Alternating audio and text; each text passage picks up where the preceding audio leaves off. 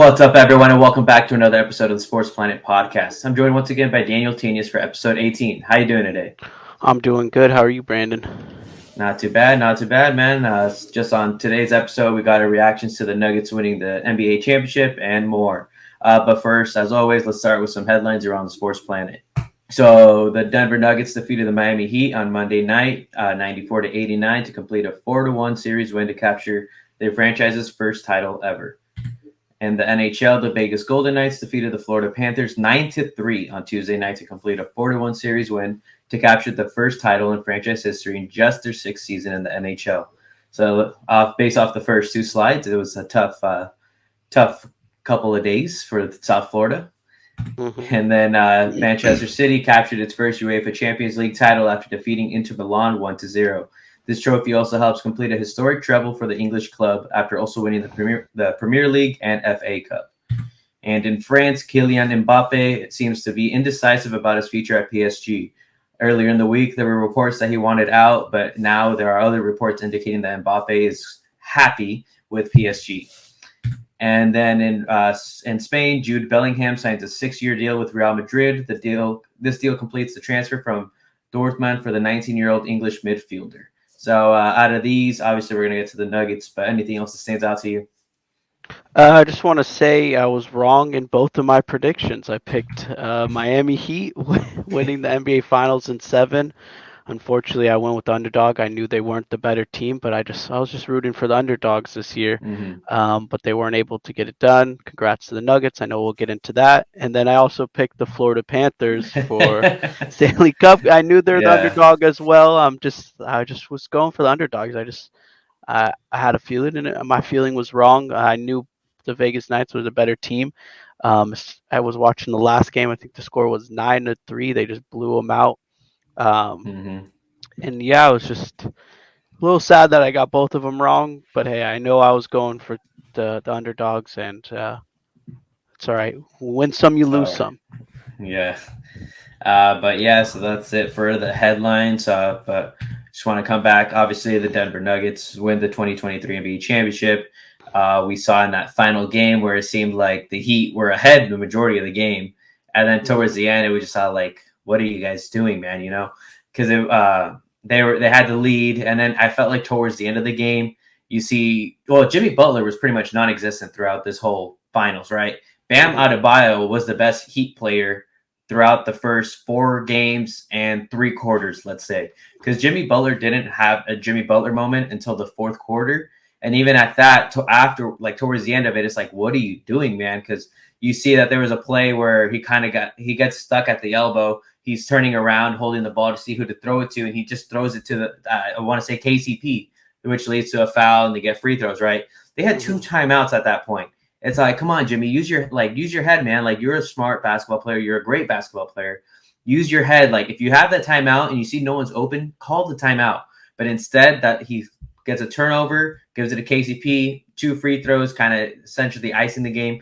And then they still have a chance when they come back down to the court. And then what do you see? Jimmy Butler just chucking up a three, like when they still had enough time to go for like try to drive to the basket and then or maybe get a foul. But I don't know, man. It was just like that late game execution in game 5 where I really thought the Heat were going to be able to extend the series and force a game 6, but it was just those late game miscues. And Jimmy Butler, I posted after, I'm like, he's no longer hitting after this lackluster finals performance. So I don't know, man. Anything what stood out to you, or anything you want to say about the NBA finals in general? Well, especially that last game. I know we were raving about Jimmy Butler all from the conference Mm-hmm. finals because he was Yeah. balling out. He's playing like one of the best in the league. And then I know he denied it, saying like, "Oh, his ankle injury is not bothering him," but he just seems Mm-hmm. like a completely different player from the last series. And the Nuggets aren't that good of a defensive team. They just have a lot more length than the Celtics. So I don't know if that affected him, but I really do think he's injured. But nonetheless, he's saying, "I'm not making excuses for it. His play was horrible." Well, maybe not horrible, but it wasn't up to the caliber that they needed to win. He needed to be the best player on their team, and Bam Adebayo was, unfortunately. And yeah, speaking about the late game execution, when he was dribbled into the paint against Jamal Murray, then Jokić came to help, and he picked up his dribble, then he tried throwing it Mm-hmm. outside, and just threw it away. That would have been a crucial time to use a timeout, or even Eric Spoelstra is close to the ref going to call a timeout. But it's those split seconds that those mistakes just push a series one way or the other. And then I know everyone says like Eric Spoelstra is a Hall of Fame coach. If you look at that last play when they're, I think it was down 3, and then they ran a play for like a high pick for Duncan Robinson to catch and shoot, but then they're playing good defense on him. So then they pass it to Jimmy Butler. He does a fadeaway 3 with, I Yeah. think, 18 seconds left. I'm just like, in my mind, I'm just like, why wouldn't you go for a quick 2? Because if you go for a Yeah, quick exactly. 3, you miss, and they make one free throw. The game's basically over. But if you go for a quick 2, you give yourself essentially a better chance at either winning the game, especially when they got the ball with 25 seconds left. So in my mind, I'm just like, oh, go for a quick 2, burn about like 8 seconds off the clock, then foul, hope they miss one. And if they miss one, then you go for a 3 for the win. And if Hmm. they make both, then you're in the same situation as you were before, but you gave yourself a chance to win instead of just giving yourself a chance to go to overtime, which I'm not sure. Like I said, I'm not a Hall of Fame coach, but I just don't see how, if you're just doing the numbers, you give yourself a better chance by going for the 2, especially when you have time on the clock, Yeah, yeah, because you're giving yourself a chance to win essentially. And they only gave themselves a chance to go to overtime. So yeah, I don't know. I just didn't get the play calling at the end. But as we saw the whole series, they were outmatched. They were the underdogs. Just they didn't have enough. I was actually surprised Tyler Hero didn't play, even though they said he was good for that game. I was just like, yeah, they need some offense, and he said he's cleared to play. I don't know, like, why not just throw him in there, see if he could produce anything for you.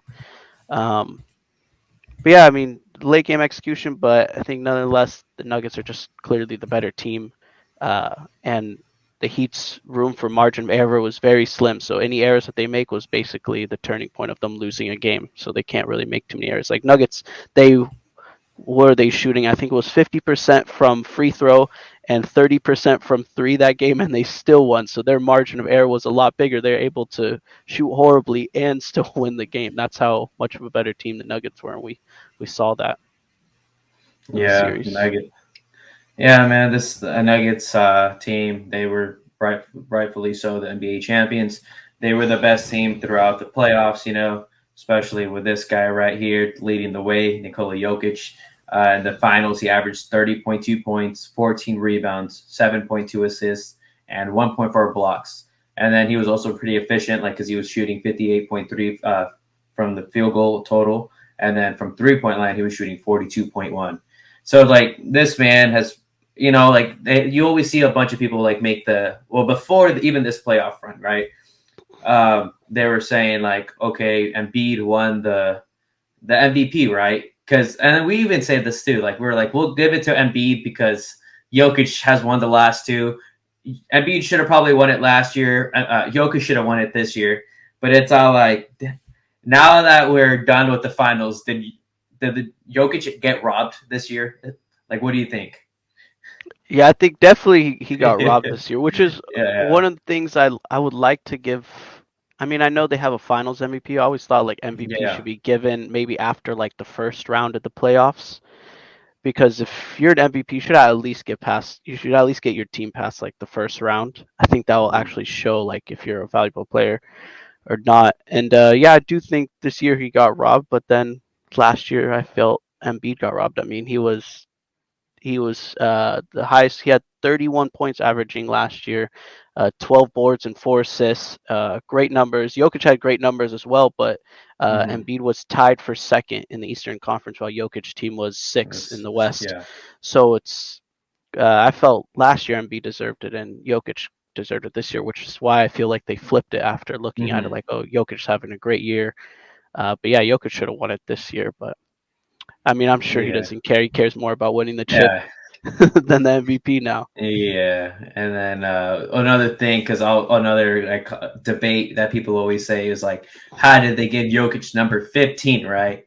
So it's all like that's Carmelo's number, obviously. So it's like now the Nuggets have I don't want to say a dilemma, but now they have a question to answer, and doesn't have to do with Jokic. It has to do with, do they retire Carmelo's number 15 now also? Because obviously Jokic won the MVP, a bunch of MVPs, Finals MVP, also an NBA championship. but Carmelo got them as far as what? The Western Conference Finals in 09. Mhm. And then aside from his own personal stats, does he get his number retired now? I don't know. I would say based off fan reactions, maybe. Like, fans are probably going to pressure them into also getting Carmelo, retiring Carmelo's 15. But like obviously we've seen Kobe, he's gotten 2 jersey numbers retired with the Lakers, right? But I don't know if we've ever seen the same franchise retire the same number for 2 different people. So Mhm. this is going to be kind of interesting. What do you think? I think this is actually like a great question because I have no Yeah. idea. Because I mean, obviously Jokic, he brought him their first He's chip. he surpassed he Yeah, surpassed he Carmelo already passed all Melo time already, in so Denver's history. obviously his gonna get retired unless he has something that happens within the organization. They have some like type of bad blood, which I don't see Yeah, yeah. that ever happening to Jokic. But Melo was a great player. Was there for 7 years. The individual stats speak for himself, but only got him as far to the Western Conference Finals, like you mentioned. Mm-hmm. I do feel like he also kind of deserves to get it retired. But if you have to choose one, you're obviously picking Jokic, and Yeah. I mean, hopefully, if he doesn't, if the Nuggets like they can't do it, hopefully they retire him from the Knicks and at least get No, some I jerseys. Because I feel definitely, like yeah. he's a great player. They should at least get some one of his jerseys retired on one of the teams, and it's obviously between the Nuggets and the Knicks. Um, so we'll see. We'll see what happens, but it's a great question. It's a great dilemma. But yeah, Jokic. If they could do both, I'm for both. But I just don't see they're going to be able to do both. So I think Jokic took it away from him. No, yeah, I definitely see the Knicks retiring Carmelo's. It's just Hmm. whether because like everybody with all the fans are mad that Melo left the Nuggets the way he did, but Hmm. it's also like he also helped them get a player that really contributed to them this season, right? Do you know who that player is? No, tell me. Jamal Murray. This man, part of that trade that sent the Knicks, Carmelo to the Knicks, there was a pick in there that I want to believe it was a pick swap. And then, so it was the year 2016 pick swap. And then the Knicks obviously exercised that and they end up, not the Knicks, sorry. The Nuggets end up exercising their right to pick swap. And that pick was to get Jamal Murray. So obviously, that's another thing I wanted to highlight. This is Jamal Murray in the bubble 2020. We saw him go crazy in the bubble, right? Hmm. And obviously 2021, he tears his ACL against the Warriors in the first round. It's just crazy to see because, I think I want to say that was the year that they traded for Aaron Gordon, and you were like, okay, he can be the missing piece. And Hmm. they're really on their way. But then he obviously tears his ACL. And then obviously that's him. I want to say this was either last season or 2 seasons ago. Um, and then now obviously NBA champion. So I just want to give credit where credit is due. Jamal Murray, obviously, Jokic is the best player on that team. They don't get to the finals without him. But Murray was also, aside from the 2020 bubble, this year he had a great playoff run that's obviously been overshadowed by Nikola Jokic, rightfully so because he was the best player. I saw a stat saying that he was the first player to ever lead in points, rebounds, and assists throughout the whole playoffs.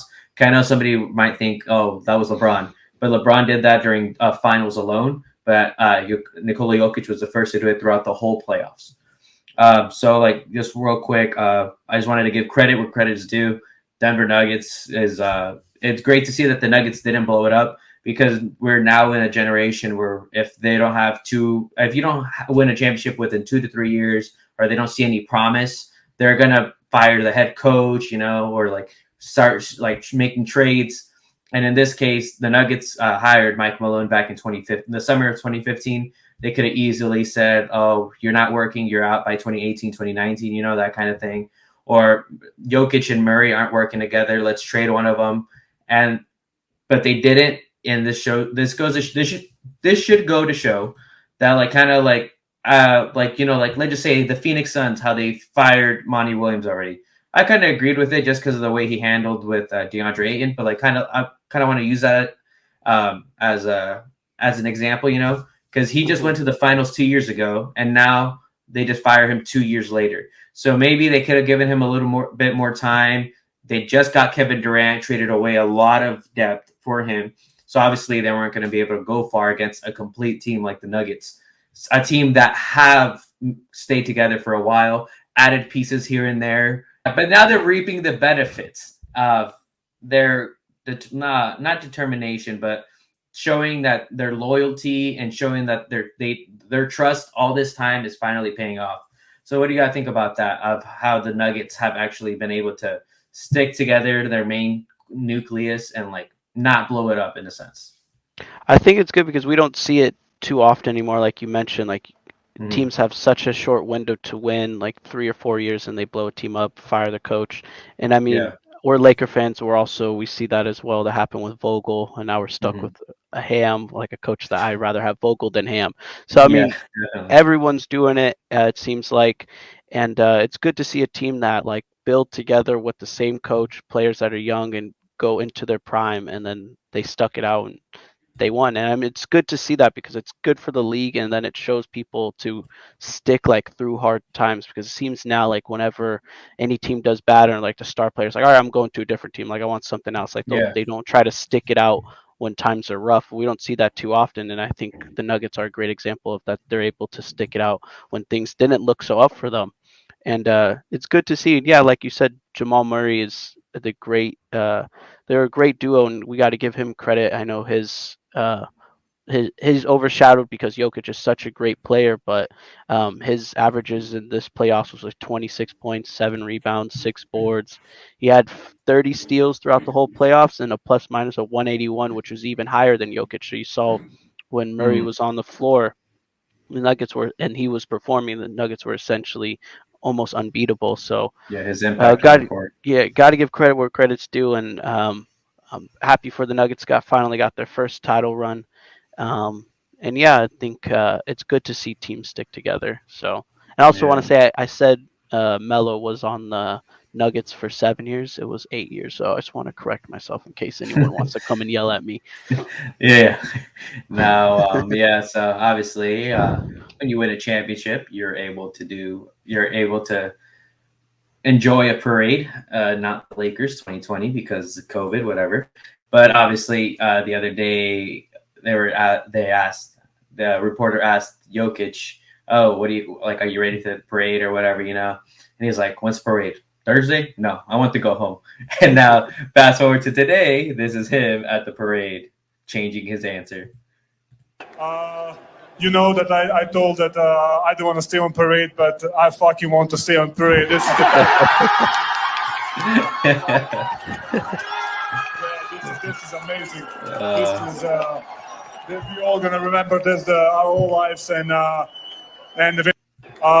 So yeah, you know so that that I was told him, that I obviously. don't want to stay on parade, but I And fucking then want to stay on parade. This is Michael Malone. Obviously, everybody knows how he always got mad about people mentioning the Lakers, and then this isn't him mentioning the Lakers, but here they are, the Nuggets. They just won the championship, and they're still mentioning the Lakers.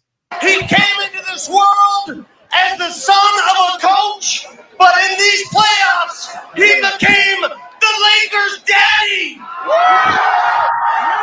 He came into this world as the Lakers' daddy. Are you serious? The funniest thing about that, I saw this graphic as well. The Lakers' daddy, right? He has a 16-17 record against the Lakers. Okay, I'll give you this. You guys won the championship. You guys beat them this year. You swept them. Yeah, I'll give you that. You can't call someone your daddy just because you finally beat them one time, bro.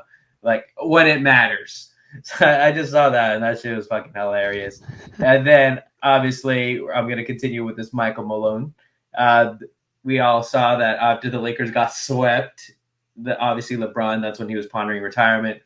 And Michael Malone, this is from yesterday, June 14th, went on the Pat McAfee show. And this is Michael Malone on media's coverage of the Lakers and if the Nuggets will get respect now. And this was his answer to it, trying to throw shade at LeBron. after you swept the Lakers, there was different conversations, and that's neither here nor there. But they weren't talking about the Nuggets sweeping, LeBron and the Lakers. Do you think now that you guys have, put Denver on the map with the championship, being that first team since 1979 to win outside of Texas and California, do you think now people will, not only respect the Nuggets, but will look at the Denver Nuggets as I'm doing it. Yeah, like the team in the West now? Hell yeah. Well, a really good question. And speaking of the Lakers, I just want you guys to know this is breaking news. I'm thinking about retiring, so don't tell anybody. You love it, Coach. You love it. Coach, let's take the conversation away from the championship. Let's talk about the coach retiring. Yes. Hey, you hated it, huh? Okay, good. I'm happy to hear good. that. You're a human. Only kidding. Yeah, I'm not going anywhere. I don't want the Kroenke family hearing that, trying to find a new coach. I'm not going anywhere. Hey, Even after you see that? He's over here winning the championship, and he's over here just trying to throw shade at the Lakers, man. It's all like the Lakers live rent-free in the Nuggets' head. I don't know. They're over here having their parade today, obviously, the day we're recording. So what's your reaction to this real quick? First thing, the Jokić video. I love Jokić. I think he's hilarious. If you watch any of his interviews, he's so just naturally funny, and I love Jokić. So, but besides that point, Mike Malone just seems to be obsessed with the Lakers. And let's be honest, after when they swept us and LeBron said he's going to retire, obviously, or gave hint at it, that's going to be the way bigger story. Arguably the greatest player in NBA history think about retired than a team just getting swept. So he took that as disrespect. But let's be honest, that's what everyone cares about in general. If LeBron's actually going to retire, that's just the bigger news. So they're reporting the bigger news. And he just seems to be just jaded about that. And as far as the calling Lakers daddy, like you said, 16-17, and the Nuggets are 7-1 against the Lakers in playoffs. They've won one series, which was this past series. Other than that, Lakers have beaten them 7 other times in the playoffs. So I mean, if you actually want to say Lakers daddy, I think we're the daddy of the Nuggets, and I can't wait for the rematch next year. It's going to be a great game.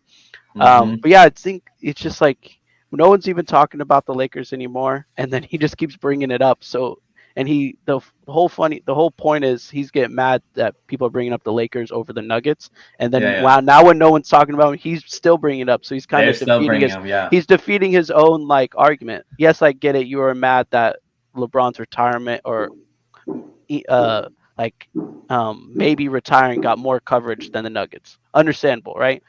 Cool. But even though that's a bigger story, you could be a little bit mad about it. But then you keep bringing us up in conversations where you don't even need to, trying to throw jabs. I mean, it's on him. Still congrats to the Nuggets, but yeah, just a little bit obsessed with the Lakers for no reason. Yeah. So real quick, as right now we're almost wrapping up this NBA finals wrap up. Now that the Nuggets have won, there are only 11 teams now in the NBA who have never won an NBA Finals. So the list includes the Indiana Pacers, New Orleans Pelicans, Brooklyn Nets, Orlando Magic, Utah Jazz, Charlotte Hornets, Phoenix Suns, Memphis Grizzlies, Oklahoma City Thunder's on here. I don't know if I really count that though, because they did win a championship when they were the Seattle Supersonics, so that maybe that's why they're on there. Minnesota Timberwolves, and last but not least, the Los Angeles Clippers, or as I like to refer to them, the Los Angeles JV squad. And then, so there's also right here, now that they've won, let's see, how many teams have never appeared in the NBA Finals? So obviously the Nuggets, this was their first time ever appearing in the Finals. They won it. So now there are only 5 teams that have never made it to the Finals. So the Timberwolves, Hornets, Grizzlies, Pelicans, and of course, like I just mentioned, the Los Angeles JV team. So yeah, just a little quick fun facts right there for the. And as we were wrapping it up, I just kind of wanted to speak about a little bit about the finals and the way it's presented. The first thing is the finals decals, right? This is what every single sport fan, or not sport fan, I should say, basketball fan, because obviously we grew up with the decals on here and everything. So it's come on, NBA. I understand that players might have been saying that it was too slippery, this and that, whatever. Now we have the computer generated ads on there, but it's not the same as like these, because it's the NBA Finals. We used to see the trophy, like we love seeing the trophy midcourt because it shows that it's the finals. It gives it another feel, or even the final script on there, and then it's like little stuff like that, And then I also saw this video where, this is an old video, obviously, but I wish they would also add this to it because I remember back when I really first started getting into basketball, like when I was old enough to actually get it. Obviously, it was around the time that the Lakers were making the finals against the Celtics and the Magic back in 08 and 09. So I just miss that they don't like do this anymore, with the big trophy, the starting lineups. On your feet, time to greet the home team. The franchise with 14 NBA titles, the most wins in NBA history. The Western Conference champions, your Los Angeles Lakers. The other forward, number 16, 7. And the other guard is number 24, 6'6", 13 season out of Laura Marion High School, Kobe Bryant. The head coach in his stuff like that, like to really bring it back, make you feel like it's the NBA Finals and not just a product that they're trying to give out. And then one other thing real quick that I wanted to mention before I get your opinion on this, like how this is, can you see that picture? Yeah. Okay, you see, this is 2016 Christmas Day. Obviously, Warriors versus the Cavaliers because that was the previous year's championship, the finals. And then, so this is coming off the season where the Cavs just won the championship. And you see how there's a little trophy emblem on the court to signify that they're the reigning champions. I wish every team were to do this from now on, because obviously the Cavs probably did it because they hadn't won a championship in forever. But like a little something on there because opening day, they always wear like the gold outline and that kind of stuff. But I wish they would kind of do something like this to like really show pride that they won a championship and like so that when teams come here, they're like, you guys got to go through us in order to become the next champion, So what do you think about this? Honestly, I agree because it's all the little things that like make the NBA Finals stand out. Like I know I've been saying for I don't know how many years now that they need to bring the trophy back at the center court because then when you're just watching, like it just makes it give more of a finals feel, and I think it would even encourage players like they look down, they see like what they're fighting for, and I feel like that could bring out just a better competition on both sides. So I definitely think it's something that they should do. It's something simple that I've been even seeing for I want to say like 5 or 6 years now. People have been saying this like on Twitter, like all over. So it's not just like people just randomly say it here and there. Like I've seen this for years, and this is like an easy thing that like big basketball fans just want to see because it gives you that like that nostalgia of like the finals. Like like this is what I'm watching. This is what I can't wait to see. And it's like little things like this. I wonder what's stopping them from doing it. Like I don't see like any negative in doing it. So I wonder what is like Adam Silver's just like, nah, like we don't want to bring that back. We want to take it in like a simpler direction or something like that. So I'm not sure what the reasoning is behind it, but the reason that they did take it away the first time was because players were complaining that it was too slippery. But I'm like, come on, I'm sure they can find an alternative to still somehow make it fine, like obviously make it. I understand the players kind of wanted to make it a little safer, but obviously there's another way. They can find a way to bring back the decals, make them real decals and not just the computer stuff that you see on the screen with the ads like YouTube TV and that kind of stuff, like how they do now. But there is alternatives, and it just like that, the small details here and there that really give it the finals atmosphere. This is what the players have been fighting for throughout the whole season. They're finally here. I'm sure the players would love that. Like some players would love that as well. Just to have that picture, win or lose, they'll have that picture of them on a finals court, knowing that they can tell their grandchildren, like, yeah, I played in the finals back then, But I guess like bring this back. The slippy thing I didn't even know, but I mean, it's Mhm. been how long since they did it? What, almost like It's been at least 5 years since it's taken it 5 away. years? I can't remember when the last time they had it on, but it was like mid I think it's been 2000s, longer. mid 2010s. I think it's been It was longer, like the almost like middle of 10 2010. years. I think it's been closer to Oh, 10, yeah, we're in 2023 now. to Yeah, be honest. it's like around 2014 and 2016 is when they took them off. There's no way 10 years later that they can't put the trophy on the court and it's still somehow slippery. Yeah. Like they're a $1 billion company. I'm sure they could figure out a way to put a decal Yeah. of a trophy on a court that's not slippery. Like there's just no way. Yeah. Like I don't believe it. Like yeah, that could have been the reason why they took it off initially, but there's no reason that they can't either afford to figure out a way to put it on now with how much money they make and how simple it is. So Yeah, and bring back the big trophy too, dude. I remember seeing like the starting lineups, them all coming around the trophy, and I'm like, dude, I love this. This is like my team's in the finals, you know, and I'm all like, these are the 5 players that led us to help us get here, you know. So it's like that I was like, they would actually show the starting lineups. Obviously, like they do it in arena still, but they would actually show them pre-game on TV rather than just these are your starting lineups and a graphic of the 5 players from each side. So, yeah, you know, I don't know. And then one last thing to make this better, because obviously it's the end. ESPN is owned by ABC, Disney, you know, so that's why they have the finals on ABC they're exclusively on there. I understand that it's ESPN ran, but I just wish that they would obviously Mike Breen, Jeff Van Gundy, Mark Jackson. I'm okay with that. They're the best commentators in my opinion. Like like they always make it funny, you know, because like I remember there was talking about the 3-1 deficit. Kevin Love was on the 2016 Cavs. So what is it? How great is that? And then Jeff Van Gundy's over here like, how great would it be if they also had LeBron James too? You know, it's like they're the perfect trio, and I love that. yeah. And it's all like they're Mike Jackson, Jeff Van Gundy over here talking whatever. And then Mike Breen's all like, and Nikola Jokić with a 3-pointer to, you know, like he just cuts in with the play-by-play and then they go back to it. And it's classic bang when they hit a three. Bang, So classic. Puts it in, you know, and all that stuff.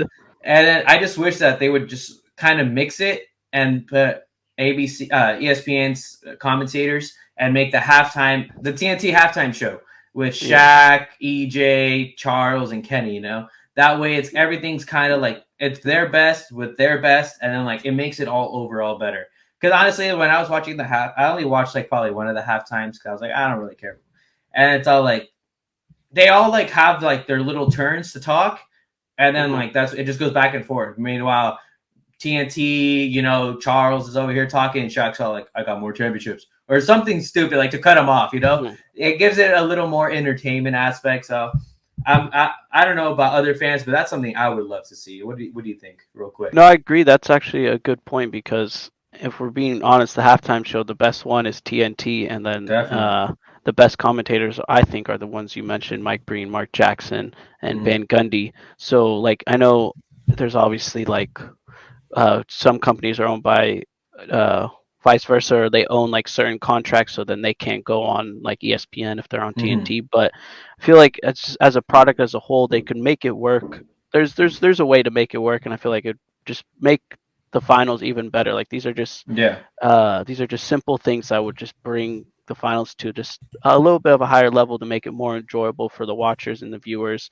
and especially for like the loyal fans that want to see all these things. So yeah, I agree. I think that's a great idea, and maybe you need a pitch to Adam Silver. See what this guy. I don't know. So get me a meeting with Adam Silver, man. I'll get everything that every NBA fan wants. I can be persuasive. Let's get you in the office. So any final thoughts that you want to speak on this before wrapping it up? No, I mean, I just want to say congrats to the Nuggets, and I believe Lakers are getting it next year. Unbiased or not. Real quick, 2024 NBA Finals matchup prediction. Real quick. All right, so Finals matchup, I want to say, even though I'm a Laker fan, I do believe Lakers could do it. I mean, we got to Western Conference this year with basically a brand new team right before All-Star break, so I definitely think keep the same core, maybe add a player or two. I think we could make the Finals as long as we're healthy. And then from the East, I see the Bucks coming back with a revenge because I know Giannis is like the type of player is like he wants to win, and they're still a great team, and I feel like they could make some additions this year. So mine is going to be Lakers Bucks NBA Finals. I'm gonna agree with you just because the Lakers did make it this far. If they could keep their core or like bolster here and there, I do believe Lakers make it next year. And I see it being the matchup everyone wanted to see this year, but next year. Lakers Celtics 2024 Kobe. I found the script. And then winner gets 18 finally. So just real quick before wrapping it up, we both have the Lakers. We just have different Eastern Conference. I just wanted to show this clip real quick before wrapping up. This is Karl Anthony Towns saying that he believes the Timberwolves run with Patrick Beverley last season was more special than the Nuggets championship run this year. I don't care how you say it. Like, it was the reason the Denver Nuggets won a championship. I just played them in the playoffs, bro. They was telling us our plays. They were like, all right, yo, they weren't even talking. Ball right to an area, and the person was just randomly right there. I'm like, how is this possible? But they also was one of the things that, like, you see, it was more special what we did in Minnesota because we had like a month, and then we had training camp, and it was like, you better figure it all out right now, and we really figured it out quick. Yeah. Think about it. They had what? Jokić been in the league 4 years. If you think about it, 4 years, we got it done in 4 months. Right. Just we got it done in 4 months. Yeah. What'd you get done? A first round matchup? Like, really? Are you serious right now? But yeah, man, I don't know what they're talking about. It's like, what did you accomplish? Like, aside from his voice, he's over here like, he's always changing his voice and shit. But it's how, like, what did he accomplish in 4 months that was more impressive than the Nuggets title run? Like, they got a championship. The Timberwolves got a first round exit. And I guess the best thing you can say about that playoff run with Pat Bev was when he got up on the scores table and started throwing his jersey into the crowd. Like, what was all like? What do you think about that? I think every time Kat goes on a podcast, he just talks way too much and just says the most like outlandish shit too. I'm just like, it sounds like a big cope. Like he seems some internal jealousy against the Nuggets. I don't know what it is that he got. Gentleman swept this playoffs. Was it gentleman swept right this year by the Nuggets? Wow. I don't know. I always hear people saying gentleman sweep being different. The way I describe it is they win. The team that that loses wins the first game, and then they lose the next 4. That's the way I describe it. But everybody always says it differently. So I don't know. I just thought a gentleman sweep was like a series in 5. No, but I don't know. That could be Everyone wrong. has a different one. Yeah. But anyways, yeah, he just goes off too much, and it's sad to see sometimes. I'm just like, I kind of feel bad, but also it's hilarious at the same time. So I'll take the free entertainment for his crazy takes. Nah, man. So yeah, obviously, Cat's a clown for that, man. So I just want to finish it off with this real quick. Let's see, because I mentioned it right now. Obviously, Team and a 5-point lead. Look at that. Oh, he gets a rebound. So he's the main star now.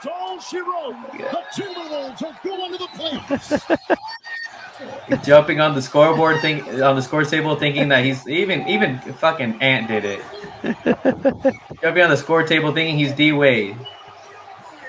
The amount of memes I saw from this was hilarious. Literally. And when he chucks it into the crowd, it's like, let's go. We got the 8 seed. This show is just crazy, man. I don't know. But I just wanted to leave it off on that. Any last thing you want to say before wrapping up? No, I think I'm good.